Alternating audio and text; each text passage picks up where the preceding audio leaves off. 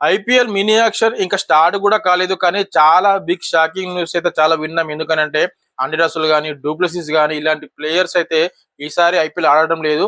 And దాంతో పాటు ఇంకో షాకింగ్ న్యూస్ ఏంటంటే గ్లెన్ మ్యాక్స్వెల్ కూడా ఈసారి ఐపీఎల్ సీజన్ ఆడడం లేదు.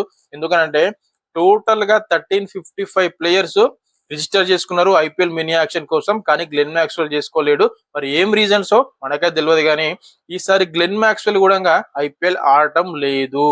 అండ్ అట్లాగే ఈసారి మినీ యాక్షన్ డిసెంబర్ 16 స్టార్ట్ కాబోతుంది. ఆ 1355 మెంబర్స్ లో చాలా మంచి ప్లేయర్స్ ఉన్నారు. అండ్ బేసిక్ ప్రైజ్ వచ్చి 2 CR అయితే ఉంది.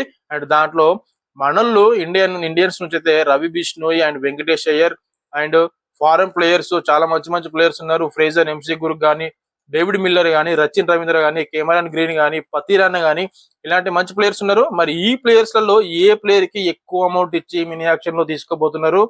Comment below.